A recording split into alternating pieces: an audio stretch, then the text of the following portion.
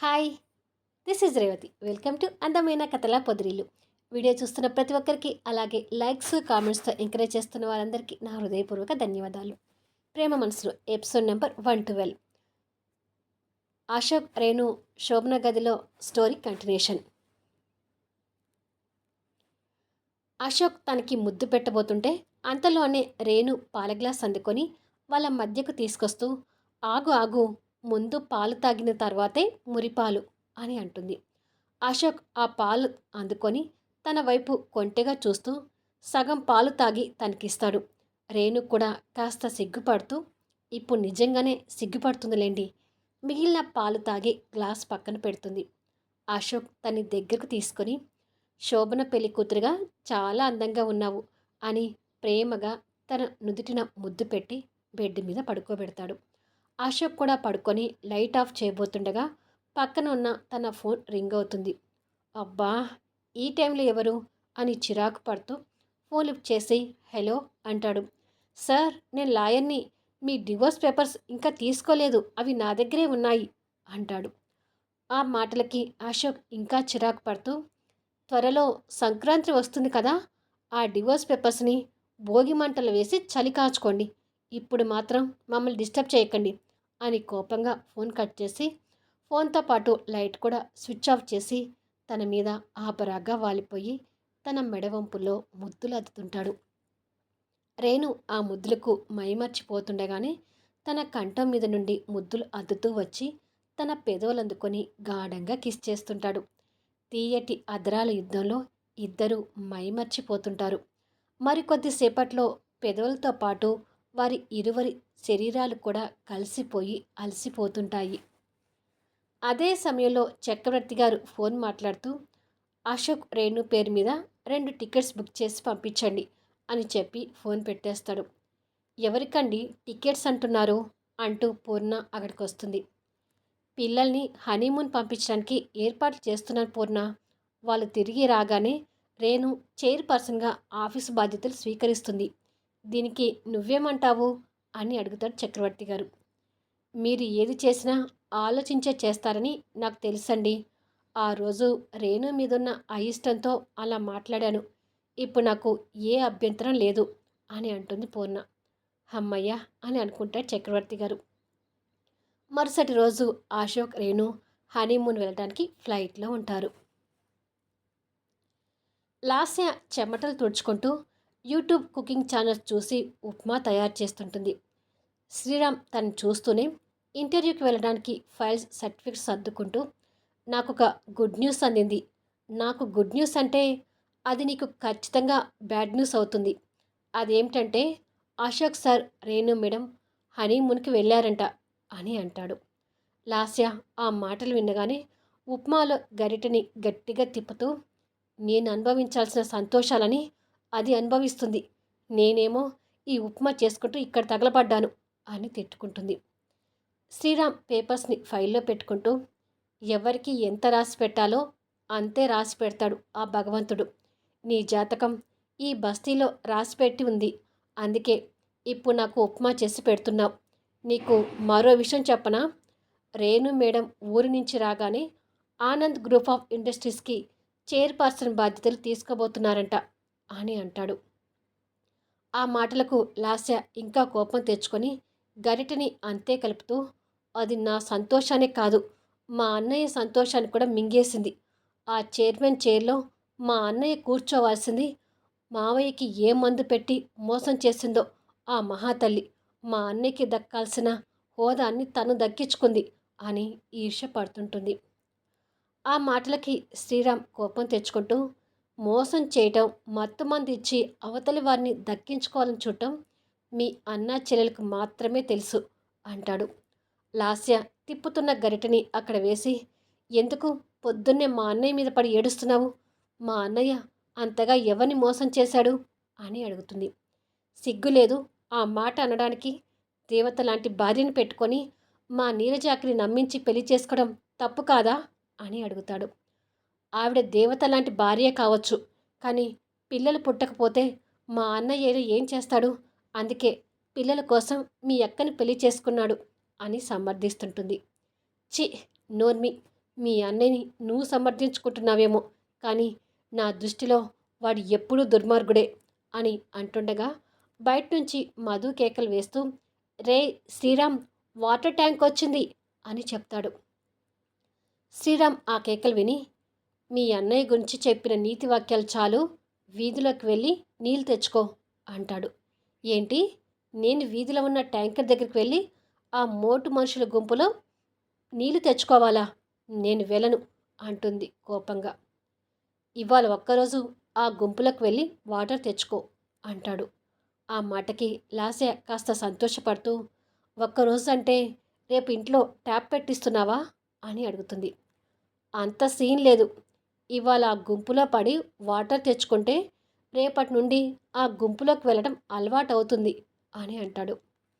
ఈసారి చిరాకు పడుతూ, ఇంక నేను వాటర్ ట్యాప్ పెట్టిస్తున్నావేమోనని ఆశపడ్డాను అని అంటుంది. నీకు ఆ చిన్న చిన్న ఆశలు కూడా తీరకుండా చూసుకోవడమే నా బాధ్యత అని మూలన ఉన్న ప్లాస్టిక్ బిందె తెచ్చి తన చేతిలో పెట్టి, నా స్నానం ఎలాగూ అయిపోయింది, నువ్వు స్నానం చేయాలన్నా విడిచిన నా బట్టలు నువ్వు ఉతకాలన్నా వెళ్ళి నీళ్లు తెచ్చుకోక తప్పదు అంటాడు. లాస్య కోపంగా చూస్తూ, నీ బట్టలు కూడా నేనే ఉతకాలా అని అడుగుతుంది. ఏం, నా బట్టలు ఉతికించుకోవడానికి మీ అన్నయ్యలాగా నేను కూడా రెండో పెళ్లి చేసుకోనా అని వెటకారంగా అడుగుతాడు. నీకు నేనే ఎక్కువ, ఇక రెండోది కూడానా అని గొనుక్కుంటుంది. నీ గొనుగుడు ఆపి నీళ్లు తెచ్చుకోకపోతే ఉన్న వాటర్ ట్యాంక్ కూడా వెళ్ళిపోతుంది, తాగటానికి కూడా నీళ్లు లేకుండా ఈ ఇంట్లో పడి చస్తావు అంటాడు. లాస్య కోపం తెచ్చుకుంటూ, తెచ్చుకోక చస్తానా అని బిందె తీసుకొని వెళ్తుంటుంది. ఆగు అంటాడు. లాస్య ఆగి నీళ్లు అతనే తెచ్చుకుంటాడేమో అని అనుకొని వెనుకకు తిరిగి చూస్తుంది. శ్రీరామ్ తన దగ్గరికి వచ్చి, ట్యాంకర్ దగ్గర ఆడవాళ్ళు జుట్టు జుట్టు పట్టుకొని కొట్టుకుంటూ నీళ్లు పట్టుకుంటూ ఉంటారు. ఆ గొడవల్లో నా ప్లాస్టిక్ బిందె పగిలేను, జాగ్రత్త అంటాడు. లాస్య ఆ మాటలు విని ఇంకా కోపం తెచ్చుకుంటూ, షవర్తో స్నానం చేసే నన్ను బిందె ఇచ్చి నీళ్ళకు పంపిస్తున్నావు, ఈ పాపం నీకు తగలకుండా పోదు అంటూ వెళ్తుంటుంది. అబ్బా, పాపాల గురించి మాట్లాడడానికి వచ్చిందండి పుణ్యాత్మురాలు అంటూ స్టవ్ మీద ఉన్న ఉప్మా దగ్గరికి వెళ్ళి, యూట్యూబ్ ఉప్మా తప్పకుండా టేస్ట్ చేయాలి అని స్పూన్తో నోట్లో పెట్టుకొని టేస్ట్ చేసి, పర్వాలేదు, నా పెళ్ళాం ఉప్మా బాగానే చేసింది అని ఉప్మాని ప్లేట్లో పెట్టుకొని స్పూన్తో తింటూ నులక మంచం మీద కూర్చొని పేపర్లో ఉద్యోగ ప్రకటనలు చూస్తుంటాడు. ఇలా కొద్దిసేపు తర్వాత శ్రీరామ్ అని లాస్య పిలుపు నీరసంగా వినిపిస్తుంది. శ్రీరామ్ ఆ పిలుపు విని అటువైపుగా తిరిగి చూసి లాస్య అవతారాన్ని ఆశ్చర్యపోతుంటాడు. బాగా చెదిరిపోయిన జుట్టు, అక్కడక్కడ చిరిగిన చీర, నడుము మీద నీలం బిందెతో కనిపిస్తుంటుంది. శ్రీరామ్ ముందు తన్ని అలా చూసి ఆశ్చర్యపోయి తర్వాత పక్కపక్క నవ్వుతుంటాడు. శ్రీరామ్ నవ్వు చూస్తుంటే లాస్యకి కోపం వస్తుంటుంది. శ్రీరామ్ అలా నవ్వుతూ తన దగ్గరికి వచ్చి, బస్తీలో నీళ్ళ ట్యాంకర్ దగ్గర నీళ్లు తేవడం అంటే ఫ్రిడ్జ్లో నుంచి వాటర్ బాటిల్ తీసుకొని తాగేంత ఈజీ అనుకున్నావు కదూ అని నవ్వుతుంటాడు. లాస్య కోపంగా స్టవ్ దగ్గరికి వచ్చి నీళ్ళ బిందెను పక్కకు పెడుతూ, నవ్వడం తర్వాత నన్ను కట్టుబట్టలతో తీసుకొచ్చావు, ఆ జనాల గుంపుకి ఈ కట్టిన చీర కూడా చిరిగింది, ముందు నాకు చీరలు కొని తీసుకురా అని ఆర్డర్ వేసినట్టుగా చెప్తుంది. ఆ మాటలు వినగానే శ్రీరామ్ నవ్వడం ఆపి, అవును కదా, నీకు చీరలు కొనాలి, ఇంకా సాయంత్రానికి వంట సామాన్లు కూడా తీసుకురావాలి అని మనసులో అనుకుంటూ చేతికి ఉన్న గోల్డ్ రింగ్ వైపు చూసుకొని, సరేలే, ఏం కావాలో అన్నీ తీసుకొస్తానులే అంటాడు. అనుకున్నట్టుగానే శ్రీరామ్ ఉంగరం అమ్మి ఇంటికి కావలసిన సామాన్లు, లాస్యకి చీరలు తీసుకొని వస్తాడు. లాస్య ఆ చీరలు చూసి మొహం విరుస్తూ, ఏంటి ఈ చీరలు, ముసలోళ్ళు కట్టుకునే చీరలు తెచ్చావేంటి అని అడుగుతుంది. వీటిని నేత చీరలు అంటారు, నువ్వు రోజు ట్యాంకర్ దగ్గరికి వెళ్ళి నీళ్లు తీసుకొని రావాలంటే ఈ చీరలు మాత్రమే ఆగుతాయి, ఫ్యాషన్గా పల్చని చీరలు కట్టుకుంటే ఇలాగే పొద్దున చిరిగినట్టు చిరుగుతాయి అని తన ఒంటి మీదన చీర కొంగు పట్టుకొని చూపిస్తాడు. లాస్య ఆ చీరలు పట్టుకొని చూస్తూ, మా ఇంటి పని మనిషి వెంకటమ్మ కూడా ఇలాంటి చీరలు కట్టదు అని అంటుంది. వెంకటమ్మ కట్టదేమో, కానీ నువ్వు కట్టి తీరాల్సిందే, ఎందుకంటే నీకు ఇవి తప్ప వేరే గతి లేదు కాబట్టి. అందుకనే మూసుకొని ఈ చీరలు కట్టుకో అని వెళ్ళిపోతాడు. లాస్య ఆ చీరలు తీసుకొని, అవును, నాకిక వేరే గతి లేదు అని కన్నీళ్ళు పెట్టుకుంటుంది. శ్రీరామ్ ఉద్యోగ ప్రయత్నాలు చేస్తూ ఓ కంపెనీ ఇంటర్వ్యూలో ఉంటాడు. ఆ కంపెనీ మేనేజర్ శ్రీరామ్ని ఇంటర్వ్యూ చేసి, గుడ్ శ్రీరామ్, ఇంటర్వ్యూలో అన్ని క్వశ్చన్స్కి కరెక్ట్ సమాధానాలు చెప్పావు. యు ఆర్ వెరీ ఇంటెలిజెంట్ అని మెచ్చుకుంటాడు. Thank you sir. నేను వంశీ గ్రూప్ ఆఫ్ ఇండస్ట్రీస్లో జాబ్ చేస్తున్నప్పుడు వంశీ సార్ రిలేటివ్ అయిన రేణు మేడం నాకు వర్క్లో ట్రైనింగ్ ఇచ్చారు. ఆ అనుభవంతోనే మీ క్వశ్చన్స్కి ఆన్సర్ చేయగలిగాను అంటాడు సంతోషపడుతూ. గుడ్.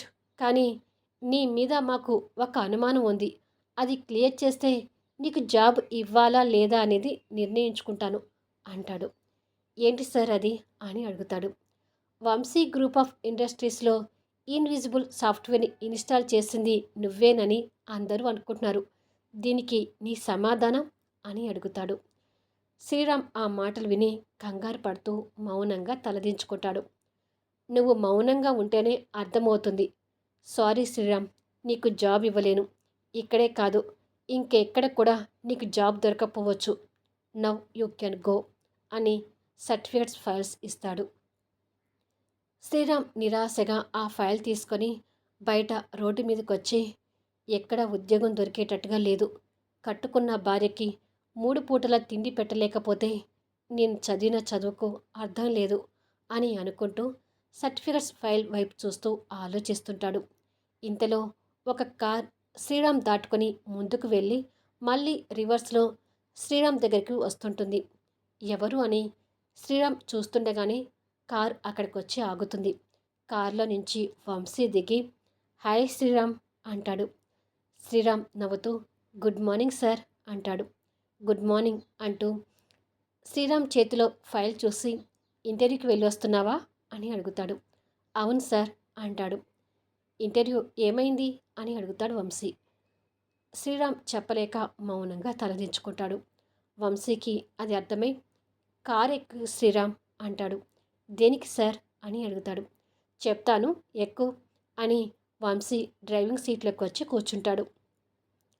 శ్రీరామ్ పక్క సీట్లోకి వచ్చి కూర్చోగానే వంశీ కార్ స్టార్ట్ చేసి, లాస్య ఎలా ఉంది అని అడుగుతాడు.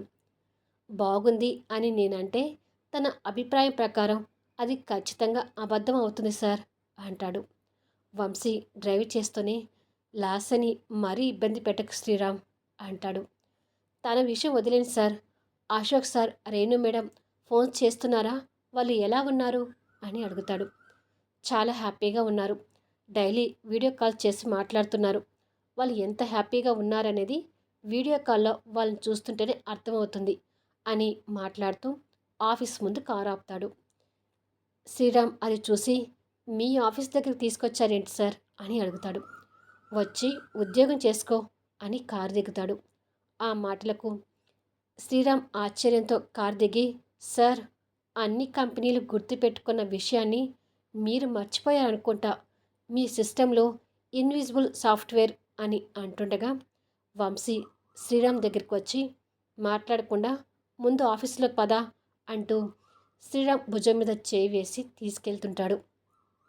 వంశీ అలా చెయ్యి వేసి తీసుకెళ్తుంటే శ్రీరామ్ కృతజ్ఞతాభావంతో చూస్తుంటాడు. వంశీ శ్రీరామ్ని తన ఛాంబర్లోకి తీసుకెళ్ళి కూర్చోబెట్టి, ఇక్కడ నీకు ఏ పోస్ట్ కావాలంటే ఆ పోస్ట్ తీసుకో, నో అబ్జెక్షన్ అంటాడు వంశీ. ఆ మాటలకి శ్రీరామ్ అంతే కృతజ్ఞతాభావంతో చూస్తూ, నన్ను నమ్మి నాకు మళ్ళీ జాబ్ ఇస్తున్నారంటే మీకు ఎలా కృతజ్ఞతలు చెప్పుకోవాలో అర్థం కావట్లేదు సార్. ఇక నాకు జాబ్ దొరకదు అనుకున్న టైంలో మీరు నాకు దేవుడిలాగా సహాయపడుతున్నారు అని అంటాడు. వంశీ చిన్న నవ్వు నవ్వి, అశోక్ రేణు కలవడానికి నువ్వు చూపించిన విశ్వాసంలో ఈ సహాయం ఎంత శ్రీరామ్ అని అంటాడు. అశోక్ సార్ రేణు మేడం విడిపోవటానికి కూడా నేనే కారకుని సార్ కదా సార్ అంటాడు శ్రీరామ్.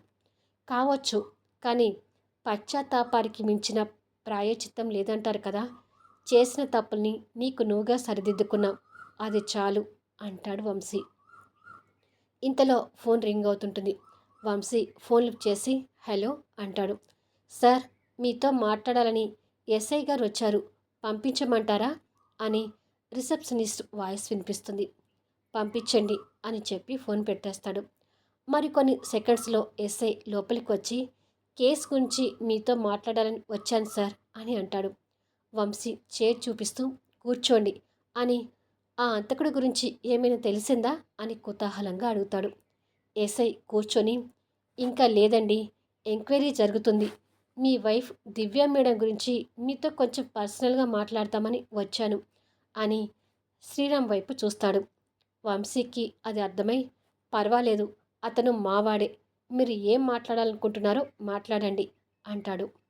ఓకే అని ఎస్ఐ మాట్లాడుతూ ఈ కేసులో దివ్య మేడం నుంచి మాకు పూర్తి సహకారం అందటం లేదు. అందుకే ఈ కేసు మాకు క్రిటికల్ అవుతుంది. ఖచ్చితంగా దివ్య మేడం ఏదో విషయం దాస్తున్నారు. ఆ విషయం ఏమిటో తెలిస్తే కానీ ఆ హంతకుడి గురించి వివరాలు తెలుసుకోలేము అంటాడు. ఆ హంతకుడి గురించి పూర్తిగా తెలిసిన శ్రీరామ్ ఆ మాటల్ని ఇబ్బందిగా వింటూ ఉంటాడు. సారీ అండి, ప్రోమో మిస్ అయింది. నెక్స్ట్ ఎపిసోడ్లో కవర్ అవుతుంది. ఇప్పుడు ఈ వీడియోపై మీ అభిప్రాయాలు చెప్తూ కామెంట్స్ ఇవ్వండి. అలాగే లైక్స్ ఇచ్చి ఎంకరేజ్ చేయండి.